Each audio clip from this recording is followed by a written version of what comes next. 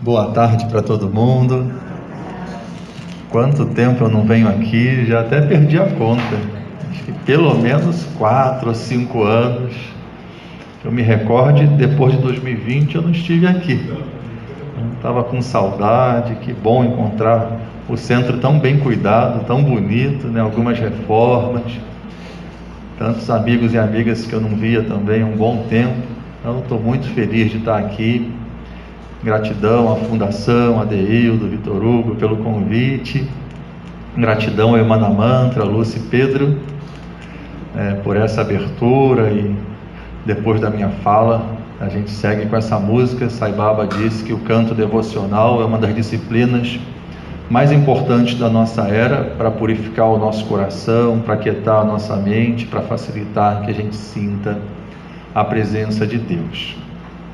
Então, gente, eu vou falar sobre o Dharma. O tema da palestra é Vivendo em Dharma. Mas antes, eu quero falar sobre os 4 objetivos da vida de cada um de nós que está aqui. Esse é o ensinamento que encontramos nas escrituras sagradas da Índia, nos Vedas, e que Swami faz discursos sobre esse ensinamento. E a gente vai ver que o Dharma é um desses objetivos. Mas é importante a gente perceber dentro de qual o contexto e qual a importância disso para cada um de nós. Quais são os 4 objetivos das nossas vidas? Porque às vezes nós falamos da vida humana e isso fica num outro plano, mas são nossos objetivos essenciais. Como a Deildo colocou bem, Deus tomou muitas formas, nós somos essas formas. E Ele faz uma brincadeira com Ele mesmo, uma lila. Lila quer dizer brincadeira ou jogo. As formas estão esquecidas daquilo que verdadeiramente são. A existência não percebe qual é a sua própria essência. Então a brincadeira, o jogo é a gente recordar. Se iluminar é perceber a luz que nós já somos. Então esses 4 objetivos têm relação com a meta, o sentido da vida, da existência na forma humana. E os 4 objetivos são os Purusharthas, são Artha, Kama, Dharma e Moksha. Então Artha quer dizer riqueza, prosperidade, segurança. Talvez não tenha uma palavra que traduza exatamente, mas quer dizer o seguinte, que tenhamos tudo aquilo que é fundamental para a nossa sobrevivência, com algum conforto. Então, moradia, vestimenta, alimentação, segurança em relação ao local que a gente mora, os locais que nós frequentamos. Segurança, eu poderia dizer até para sobreviver num primeiro momento. A gente não sobrevive exposto ao tempo, sem alimento, sem recurso para cuidar da saúde. Aqui, certamente, ninguém se preocuparia com absolutamente nada se tivesse faltando uma dessas coisas. Antes de me preocupar com qualquer coisa que seja, eu me ocupo antes de conquistar isso. Um local para morar, que eu possa me alimentar, me vestir, que eu me sinta seguro. Então esse é o primeiro objetivo da vida humana, é um objetivo instintivo, inclusive. Ninguém precisa aprender isso vale para todos os animais também. Cada um dentro das suas necessidades também busca Artha. Logo em seguida, Kama. Kama já tem uma tradução mais direta, que é desejo. Fora daquilo que é necessidade básica, nós temos alguns desejos. Por exemplo, eu tenho a necessidade de me alimentar. Não precisa ser necessariamente num restaurante, a comida feita por um chefe, mas pode ser também. Eu posso um dia desejar uma comida um pouquinho mais saborosa. Tem um dia que eu mereço um descanso da cozinha. Juliana ainda está aí? Juliana vai falar assim: que cozinha? Quando você vai para a cozinha? E é verdade. Mas para quem cozinha, tem o descanso merecido às vezes. Olha, hoje eu vou no restaurante, eu vou visitar alguém, a pessoa inclusive é especialista em preparar determinados pratos, Então eu estou com desejo de comer algo mais saboroso, um dia que eu não tenha trabalho, está tudo certo. Eu posso desejar visitar uma outra cidade, para isso eu vou me hospedar num hotel, está perfeito. Eu tenho a minha casa, é arte, eu preciso dela, mas posso visitar outros locais, conhecer outros lugares diferentes da minha cidade, do meu país, e me hospedar num local que seja legal. Não tem nada de errado com cama, é natural do ser humano buscar esse conforto, buscar essa alegria, mas tem um desde que. É natural que eu busque segurança, é natural que eu realize os meus desejos saudáveis, desde que norteado pelo Dharma. Desde que norteado pelo Dharma. O que significa Dharma? Nesse momento eu vou traduzir como ação correta, desde que agindo corretamente, agindo honestamente. Então obtenho a minha segurança e realizo os meus desejos saudáveis, norteado pelo Dharma. Eu não estou enganando ninguém, eu não estou explorando ninguém, eu não estou prejudicando ninguém, eu ajo honestamente. Aí está tudo certo, eu estou vivendo a minha humanidade de maneira saudável, correta. O quarto objetivo da vida humana é o que vai caracterizar um praticante espiritual. O quarto objetivo da vida humana é moksha.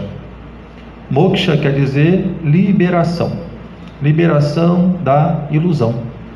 Liberação do engano. E o nosso maior engano é acreditarmos que somos essa mente e esse corpo. E vivemos para a mente e para o corpo, nos esquecendo totalmente que em verdade somos o ser espiritual que toma todas essas formas, que recebem todos esses nomes. Então aqui tem Carlos Henrique, Tati, Adeildo, Lúcia e assim por diante. A impressão que nós temos, que somos muitos, que somos separados uns dos outros, que somos mortais, que somos limitados. Sai Baba diz assim: vocês são encarnações de força, não de fraqueza. Vocês são o mesmo que eu sou. A diferença é que eu estou consciente daquilo que eu sou, enquanto vocês estão inconscientes. Então, moksha é a liberação dessa ilusão, dessa impressão equivocada. Mas a palavra-chave para a gente encontrar uma vida feliz e pacífica na condição humana e conseguir transcender a condição humana para se perceber na condição divina é Dharma. E é sobre isso que eu vim falar para vocês hoje. Porque o Dharma, ele viabiliza uma convivência fraterna entre os seres humanos. Me vem à mente falar sobre os 5 yamas de Patanjali. Sai Baba, no livro Sadhana, ele comenta esses 5. É o início dos 8 membros do yoga, né? O yoga como método para a gente atingir yoga, união com Deus, ou despertar da consciência da unidade em Deus, é um método com 8 membros. E o primeiro são os 5 yamas. Não ser violento, não mentir, não roubar, não acumular e cuidar bem da conduta sexual, que ela seja saudável, moderada e saudável. Aí eu peço que vocês façam uma reflexão de 10 segundos. Somos hoje aproximadamente 8 bilhões de seres humanos na Terra. Imaginem se todos nós fizermos esses votos, independente da religião, independente de termos ou não religião. Não ser violento, não mentir, não roubar, não acumular e ter a conduta sexual saudável. Cadê os problemas no planeta Terra? Se a gente procurar os problemas, quase todos têm origem na pessoa violenta, na pessoa que falta com a verdade, na pessoa que rouba, na pessoa que acumula, isso é, não se satisfaz com aquilo que é necessário, né, para uma vida feliz, que é sempre mais. Em relação à conduta sexual, infelizmente a gente vê tantos desvios e tanta violência a partir dessa falta de controle. Então imaginem uma humanidade que faz esses votos, independente de religião. O Sai Baba disse que viver a partir desses votos é nada mais, nada menos que uma vida com bom senso. Uma vida com bom senso. Porque tudo aquilo que nós mais desejamos, enquanto seres humanos, é paz e felicidade. E está nas nossas mãos. Eu gosto muito de repetir esse discurso, esse ensinamento de Patanjali, que Sai Baba comenta e aprofunda para a gente, porque está nas nossas mãos. Está muito pertinho. Mesmo se não tivéssemos religião alguma sobre a face da terra, nós podemos chamar esses 5 votos de ética. Ética, que vem do grego ethos, que tem como um dos seus significados morada comum. Então, uma vida ética possibilita que tenhamos uma convivência fraterna nessa morada comum que é o nosso planeta. Então, o Dharma facilita uma convivência fraterna entre nós, a paz e a felicidade. Mas, mesmo se nós, 8 bilhões de seres humanos, agíssemos de forma dármica, tem 3 tipos de sofrimento que nós ainda não evitaríamos, que são envelhecimento, adoecimento e morte. Por mais honesto que eu seja, por mais correto que eu seja, é natural esse processo do corpo estar envelhecendo, o corpo pode adoecer e o corpo vai morrer. Se eu acho que eu sou o corpo, e se eu vejo as pessoas que eu amo como sendo apenas o corpo que eu amo e sou apegado, eu sofro. Em algum grau eu sofro. Tem gente que lida melhor, tem gente que lida pior com essa questão. Mas o destemido é aquele que atingiu moksha. O destemido é aquele que se percebe como ser espiritual. É aquele que sabe que não é o corpo que tem um espírito, mas que é o espírito que se expressa através de todos esses corpos. O Sai Baba, no código de conduta que ele deixa para a gente, ele fala que a gente deve contemplar 3 pontos com muita atenção. O primeiro ponto, crer na divindade dele. E como Adeildo colocou muito bem, essa casa é uma casa que vê todos os nomes de Deus como nomes igualmente belos, igualmente importantes, igualmente válidos para que a gente consiga voltar para casa. Então, se aqui tem cristãos, se aqui tem budistas, devotos de Yogananda e de Krishna, eu estou falando crer na divindade de Sai Baba ou crer na divindade do seu mestre.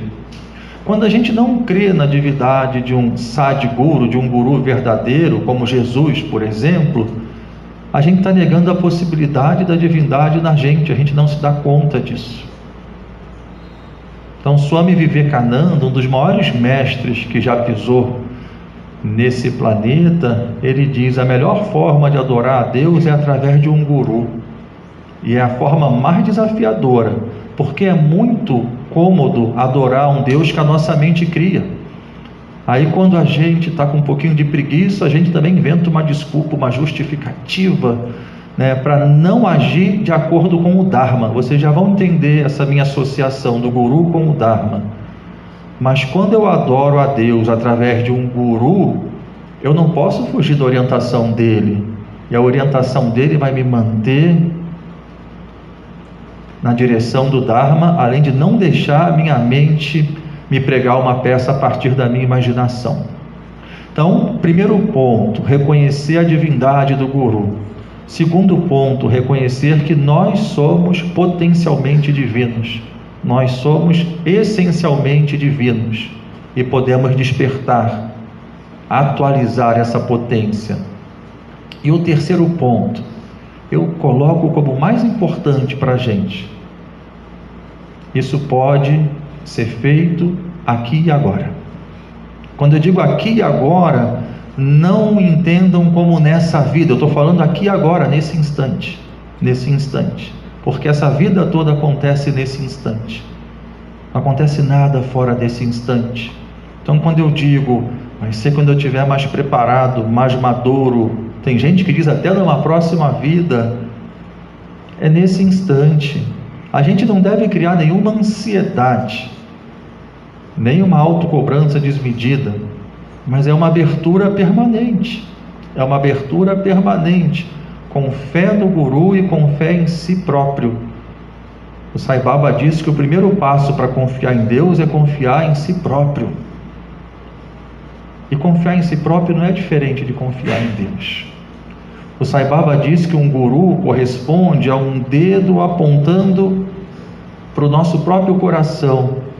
Se eu quiser mostrar para vocês o relógio, olha, tem um relógio lá atrás na parede, aí apontei o relógio, vocês viram o relógio, eu posso tirar o dedo. Repararam como essa planta aqui é bonita? Essa aqui que eu estou falando, eu apontei e vocês olharam. O guru está apontando para dentro, ele está apontando para dentro da gente. Em algum momento, quando a gente consegue voltar a atenção para dentro, se perceber como essência, sabemos que não somos diferentes, não somos separados do Guru. Então eu gostaria de, a partir de agora, eu vou falar sobre o Dharma numa outra direção. Eu primeiro falei sobre o Dharma como algo que viabiliza uma convivência fraterna entre nós seres humanos e minimiza radicalmente o nosso sofrimento aqui na Terra. Mas disse também que o Dharma não resolve 3 questões: envelhecimento, adoecimento e morte. Daí a gente lembra do Guru. O Guru é aquele que vive num estado de moksha, ele vive liberado, ele é um liberto, ele é um acordado. Adeildo colocou muito bem a questão do sonho. O Guru é alguém que está acordado aqui, ele não está sonhando que é um corpo, ele não está sonhando que é esse corpo de pensamentos, ele não está vendo esse mundo percebido como através dos 5 sentidos como a única realidade, mas como parte ínfima e passageira e transitória da realidade. Então, o que é Dharma? O que é Dharma? Essa palavra, ela tem muitas traduções, ela tem muitos significados, mas todos se encontram, porque senão teriam que ter muitos nomes. E eu gostaria de trazer 3 para vocês. Uma das traduções para Dharma: Dharma é aquilo que sustenta. Dharma é aquilo que sustenta. Aquilo que sustenta o quê? Todo o cosmos. Cosmos quer dizer ordem. Todo o universo é sustentado por uma consciência cósmica. Uma consciência cósmica. Tem uma consciência que permeia tudo, que está em tudo e mantém tudo em ordem. A física percebe isso no campo material, existem as leis da física. No campo espiritual, nós ouvimos em muitas tradições leis espirituais. Uma das traduções para Dharma é lei. Então são as leis que sustentam todo o cosmos. Quando a gente olha, por exemplo, para o nosso planeta em relação ao Sol, já é algo extraordinário. O planeta girando em torno do próprio eixo, fazendo um movimento também circular em volta do Sol. A partir daí nós temos noite, dia, nós temos as estações do ano, e a gente sabe da importância disso tudo para as marés, para as colheitas e tudo mais. A gente sabe que se mudar 1 centímetro tudo vai por água abaixo. Então Dharma, as leis universais, as leis que mantêm o universo em ordem.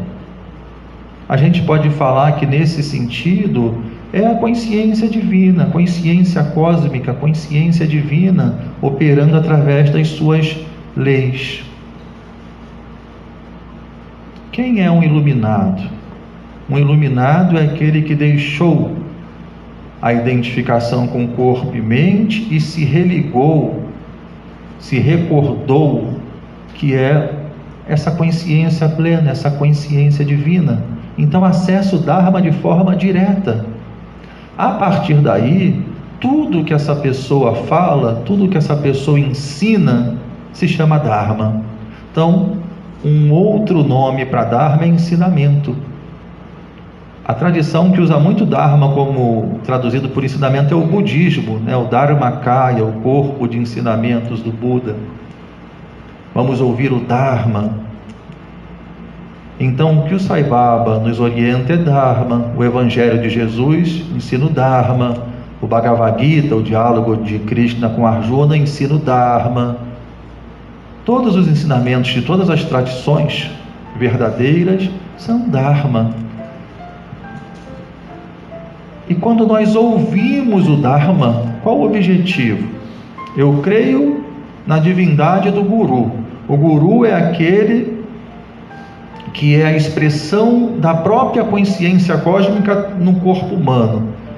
Então, ele está conectado com as leis que sustentam todo o cosmos. Ele está conectado com o Dharma. O que ele fala é Dharma. Quando eu ouço o que ele fala, qual o objetivo?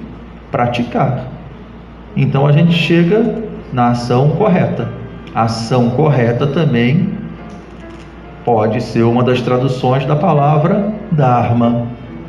Então, por mais que nós digamos, Dharma é aquilo que sustenta, Dharma são os ensinamentos, Dharma é a ação correta, isso tudo é a mesma coisa. Isso tudo é a mesma coisa.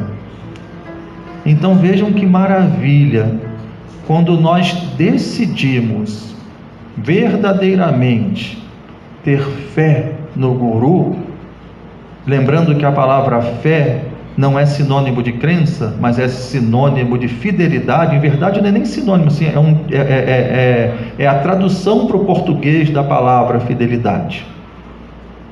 Quando resolvemos ser fiéis ao Guru, e esse é o sentido de seguir a um Guru, né? Não faz sentido eu seguir a um Guru, eu seguir a um mestre, se eu não estou disposto a fazer de acordo com o que ele orienta. É muito mais coerente eu falar, então eu não sigo ninguém. E coerência é bem importante. Se você segue o Guru, faça o esforço que for para estar de acordo com a orientação dele. Aí a gente lembra que as nossas ações e as nossas palavras, elas são precedidas pelos nossos pensamentos. O Sai Baba ensina: a fala é uma expressão do pensamento, a ação é uma concretização do pensamento. Ele fala da importância de coerência de pensamento, palavra e ação. Ele chama isso de yoga da tríplice pureza. Ele diz assim: você deve falar da maneira que você pensa e agir da maneira que você fala.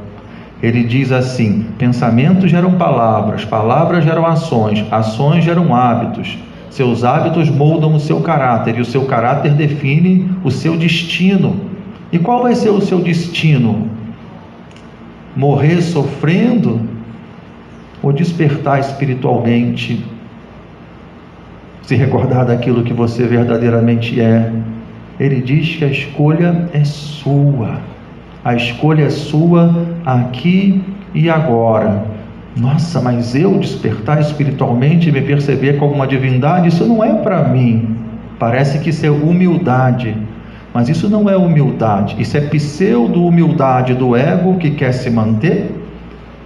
No fundo, é ignorância espiritual e falta de fé no Guru, porque o Guru que afirma que você aqui agora é Prema Swarupa. Prema Swarupa, você é uma encarnação do amor, você é o próprio amor aqui e agora, mas está esquecido disso e pode se recordar. E como eu faço para me recordar? Segue a orientação dele. O que significa seguir a orientação dele? Viver em Dharma. Porque para eu conquistar o Dharma através da minha ação, da minha fala, eu tenho antes que conquistar no nível mental, porque a minha mente é a grande adversária. Sai Baba diz: é através da mente que o ser humano está preso e é através da mente que o ser humano pode se libertar. Sai Baba diz no Gita Vahini: o que é moksha, a liberação, senão o declínio da ilusão. E o declínio da ilusão significa a não identificação com a mente, significa não ser mais arrastado pelas tendências mentais mundanas. E a gente pode fazer isso escolhendo viver o Dharma. E é maravilhoso quando a gente decide viver o Dharma. Aí eu vou aproveitar novamente os 5 yamas de Patanjali para mostrar um outro lado, É fácil falar assim, se a humanidade deixar de ser violenta, deixar de mentir, de roubar, de acumular e deixar aquela conduta sexual descontrolada, lembrando que a prática sexual é uma prática naturalmente sagrada e belíssima. O problema é quando há um descontrole ou quando isso é pervertido, mas o ato sexual em si tem beleza e divindade.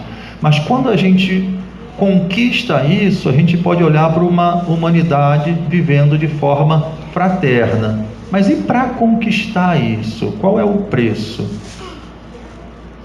Eu não vou pedir que ninguém dê depoimento agora, mas é muito importante que cada um olhe para dentro de si e reconheça qual a sua dificuldade. Por exemplo, para falar a verdade, quantas vezes a nossa mente não sugere um ajustezinho assim, né? Seja assim, agora ninguém mais tem telefone fixo, né? Mas antigamente, quando era telefone fixo e as famílias moravam juntas, tocava o telefone, aí o pai já falava para o filho: olha, diz que eu não estou, se for fulano, diz que eu não estou. Não é verdade, não é verdade. Não, mas é uma mentirinha inofensiva, a nossa mente passa muito por aí, né? Mas é para não gerar um desconforto. Eu vou contar uma história que me veio à mente agora, e vou ser breve assim. O Sai Baba disse que quem age no Dharma é protegido pelo Dharma. E é legal a gente perceber essa palavra, né? Quem age no Dharma, quem age corretamente, está de acordo com as leis que sustentam o cosmos. Então, estou vendo um monte de gente aqui que esteve junto em 2009 na Índia. E eu fiquei sabendo que eu ia para a Índia de uma forma muito inusitada, não cabe contar a história agora. E eu não tinha passaporte, eu precisava tirar um passaporte o mais rápido possível para conseguir viajar em junho para a Índia em 2009. Um dos documentos que o homem precisa para tirar o passaporte é o certificado de reservista. O homem no Brasil, quando faz 18 anos, tem que se alistar. E eu estava com isso tudo em dia, em relação a ter me alistado. Eu não servi, eu fui liberado, mas eu não fui pegar a minha carteirinha. Eu tinha 33 anos em 2009. Estava 18 anos atrasado para pegar a carteirinha, mas estava em dia, né? Com a lei eu estava em dia. A questão é que eu não fui buscar minha carteirinha e precisava da carteirinha para ir à Polícia Federal tirar meu passaporte. Fui na delegacia do Exército. Cheguei lá e eu tinha uma certa pressa, né? Eu precisava do passaporte para poder tirar o visto e para comprar a passagem. Quando eu cheguei na delegacia do Exército, uma fila enorme lá, eu entrei, pessoal de 18 anos. Quando chegou a minha vez, eu expliquei para a pessoa que me atendeu. Brinquei, eu estou vindo aqui com 18 anos de atraso, mas eu tinha o documento ainda da minha liberação. Como é que eu faço para tirar aqui meu certificado de reservista? Aí o rapaz me falou assim: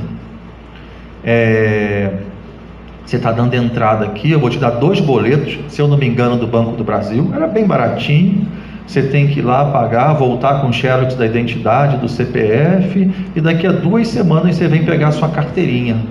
Aí eu falei assim para ele: olha, tem alguma maneira de pegar a carteirinha antes, né? Algum trâmite que a gente peça com urgência, de repente paga uma taxa a mais? Existe, porque eu realmente estou necessitado desse documento. Se não for possível, eu espero 2 semanas. Aí ele me falou assim: eu posso conseguir para você em 2 dias. Aí eu estou achando que ele está me fazendo uma gentileza, né? Aí eu falei: você pode conseguir para mim em 2 dias? Rapaz, mas eu te agradeço muito, te agradeço, você está me ajudando muito mesmo, para algo que é muito importante para mim. Mas ainda assim você tem que ir lá pagar no Banco do Brasil. Eu falei: não, tá perfeito, me dá os boletos aqui, vou voltar com o documento. Ele me deu uma ficha para preencher também. Aí quando eu virei as costas, ele falou assim: mas não esquece o meu cafezinho. E eu saí da delegacia. Sabe qual foi o primeiro pensamento que veio na minha mente? Foi assim: tá resolvido, eu dou R$20 para ele. E está resolvido. Não tem problema nenhum, adianta o meu lado. Aí a gente lembra do código de conduta que Sai Baba nos ensina. Não dê, não suborne, né? Não tente subornar alguém ou aceite suborno em hipótese alguma. Dharma. Mas primeiro vem um pensamento que desalinha. R$20, está resolvido. Não estou prejudicando ninguém, no final das contas. Será que eu não estou prejudicando ninguém? Além de estar prejudicando o Carlos Henrique, porque eu estou me desconectando da verdade, Deus é a verdade, eu estou prejudicando esse homem na medida que eu permito que ele siga na desonestidade. Enfim, fui no Banco do Brasil, paguei os boletos, preenchi a ficha, voltei, entrei na fila. Quando eu entrei na fila, ele chegou numa janela lá, me viu, vem cá. Eu não achei errado, porque eu já tinha ficado na fila, achei justo. Por isso eu fui lá para o primeiro. Ele, entra aqui na repartição. Aí sentei do lado dele, na mesa dele. Aí eu falei, olha, peguei um envelope, dei na mão dele. Ele abriu o envelope, viu a ficha preenchida, os 2 boletos pagos, a xerox dos meus documentos e ficou em silêncio. Aí eu fiquei em silêncio. Eu confesso que eu estava nervoso. Aí ele falou assim, meu cafezinho. Aí eu falei assim para ele, mas nesse momento eu senti que Swami falou através da minha boca que eu não falaria isso. Meu amigo, a minha pressa para tirar esse documento é que eu vou para a Índia encontrar meu guru e ele não aprovaria isso de jeito nenhum. Ele ficou perplexo. Pode ir embora. Eu falei, tá bom, mas em quanto tempo eu consigo o meu documento? Eu não te falei, são 2 semanas. Tá ótimo. Eu saí dali com o coração em paz, porque eu preferia não ir para a Índia ver o corpo físico do Sai Baba e continuar em conexão com o Sai Baba, que é a verdade, aqui no meu coração, em paz. Não consegui dormir essa noite. Vinham pensamentos que ele não ia facilitar o meu documento, que eu ia chegar lá em 2 semanas e o documento não ia estar lá. Nessa época eu dava aula também no SESC, eu era técnico de basquete do SESC. E o SESC fazia muita parceria com o Exército, organizava as corridas de rua do Exército. Aí eu fui conversar com o diretor do SESC, eu telefonei para o diretor do SESC, e foi ele que atendeu, era sempre a secretária que atendia. Aí eu falei assim para ele, olha, eu não contei essa história para ele não, só falei assim, eu preciso tirar um documento no Exército, e eu tenho pressa desse documento. Eu fui lá ontem e o prazo é de 2 semanas, mas eu queria saber se de alguma maneira legal, alguém poderia, de forma gentil e correta, me facilitar isso. Aí ele me falou assim, eu vou te dar o telefone, se eu não me engano, de um sargento, do sargento tal. Não, melhor, ele vai te ligar. Eu já até estranhei, eu falei, nossa, ele vai me ligar? Aí esse sargento ou tenente me ligou. Ouviu a minha história, eu preciso ir para a Índia, preciso tirar o passaporte, preciso do certificado. E ele me disse assim, eu vou te dar o telefone de uma moça do quartel tal, liga para ela. Sim, eu fiz, liguei para ela. Quando eu liguei para ela, ela falou assim, eu esqueci se era tenente ou sargento, mas ele já me ligou, tá tudo certinho, eu estou tentando falar com a delegacia para adiantarem para você, porque não nos custa nada. Foi o que ela falou, não nos custa nada, é só o delegado assinar a carteirinha, e se tem alguém com urgência, por que não fazer uma gentileza? Eu falei, ai que ótimo. Aí quebrou o telefone da delegacia, ela não conseguia falar. Aí ela me falou assim, faz o seguinte então, vem aqui no quartel que eu trabalho e tire esse documento aqui, aí você vai ter que dar entrada de novo, pagar no Banco do Brasil de novo. Aí eu disse assim, mas aí eu vou dar entrada 2 vezes no mesmo documento, isso não pode me dar um problema, né? Na hora que cruzarem informação. Ela falou, se der um problema eu posso explicar. Eu falei, não, mas a senhora acha que esse é o mais correto? Aí ela falou, correto, né? Dar entrada pela 2ª vez no mesmo documento, eu não sei se dizer se é não. Eu falei, então eu não quero. Eu agradeço a sua boa vontade, mas eu espero 2 semanas. Aí ela falou assim: você pode me ligar daqui a uns 10, 15 minutos? Falei: posso. Liguei 15 minutos depois. Ela disse o seguinte: meu filho, telefonei para o delegado lá do lugar que você foi. Ele falou que vai voltar agora na delegacia. Ela ligou para o celular dele e vai assinar o seu documento.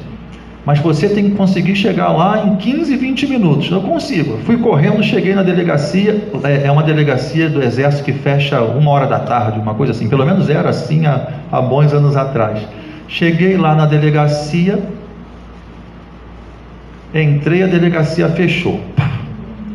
Aí eu fui na secretaria, a secretária me falou assim: não, espera sentado aqui, o delegado falou que está voltando, só que ele vai demorar um pouco. Eu falei: por quê? Ele está voltando de Angra. O sujeito voltou de Angra para assinar minha carteira. E na outra sala lá, estava o rapaz que tinha me pedido o cafezinho. Eu estava doido para não vê-lo.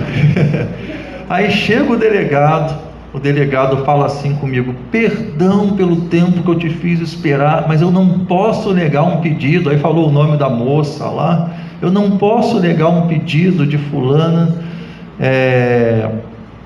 e eu vim aqui para assinar a sua carteirinha. Eu falei: pô, eu te agradeço muito a gentileza, é algo importante para mim mesmo, mas faz o seguinte, entra na outra sala ali que eu vou mandar o rapaz marcar as suas digitais.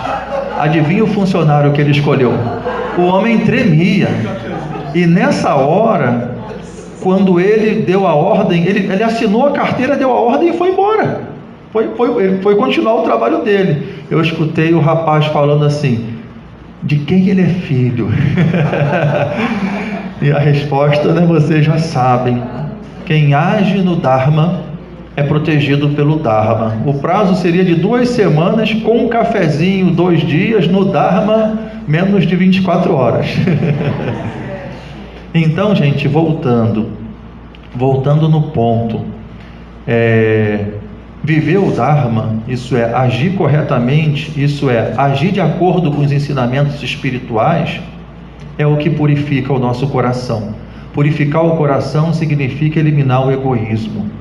A gente vê com clareza o egoísmo dentro da gente quando a gente resolve praticar o Dharma. É a mentirinha, é levar uma vantagem, se eu sou mais forte é falar mais alto para conseguir o que eu quero, é manipular. Temos que ter muita firmeza, para olhar para esse adharma que surge dentro de nós, que tenta nos convencer de todas as formas e falar: não, eu vou agir de acordo com a vontade do meu Pai. É isso que acontece com Jesus durante os 40 dias que ele passa no deserto sendo tentado por Satanás. A palavra significa nada mais, nada menos que adversário. E o que Satanás tenta convencer Jesus é de agir no adharma, é agir em desacordo com as leis cósmicas. Mas Jesus diz: não, eu estou aqui a serviço do meu Pai. Então viver o Dharma é estar aqui a serviço do Pai Celestial, de Sai Baba, da verdade, de Deus. Nós somos feitos à imagem e semelhança, mas a gente tem que escolher brilhar. Vós sois a luz do mundo, vós sois deuses. Eles nos veem assim, mas nós temos que despertar essa consciência em nós mesmos e viver o Dharma. Tem gente que custa muito para entender isso. Se tudo isso é ilusão, eu me libero, não interessa o que eu fiz. Não, para você se liberar antes, você tem que fazer esse alinhamento, você tem que aquietar essa mente, você tem que encontrar paz no nível humano para poder dar esse mergulho na consciência divina. O Sai Baba diz assim: ser humano é um título. Muita gente que está encarnado num corpo humano não merece o título de ser humano, mas animais racionais, porque o ser humano é aquele que é bom. O ser humano é aquele que já escolheu pelo Dharma. E melhor ainda é quando eu escolho pelo Dharma, sabendo que o Dharma é o caminho para moksha, é o caminho para a liberação, é o caminho para a iluminação, para o autoconhecimento, como queiram. Uma pessoa que rouba tem a mente tranquila? Não, mesmo que tenha êxito, uma pessoa violenta tem a mente tranquila, sempre alguém pode dar o revide. A própria motivação violenta e agitação mental, uma pessoa que acumula, nunca está satisfeita com o que tem, não tem a menor sensibilidade, vê o sujeito do lado em miséria, sem o mínimo para viver com dignidade, e está pensando em ter mais. Uma pessoa que não controla a energia sexual, tem a mente tranquila, a mente está sempre agitada, né? E uma mente agitada, produzindo emoções que refletem nesse corpo, impedem a visão do divino, né? Exteriorizam a atenção, engrossam o caldo da ilusão. Então a prática do Dharma, além de viabilizar a convivência fraterna entre nós seres humanos, aquieta essa mente, né? E realinha corpo, mente, alma, né? Para que a gente possa canalizar essa luz espiritual. Então Sai Baba diz para nós: Deus é amor, Deus é amor. O amor, quando se reflete através das suas mentes, ele vira verdade. Quando se reflete, se revela através das suas emoções, ele é paz. O amor, quando se revela através desse corpo, ele é Dharma, é ação correta.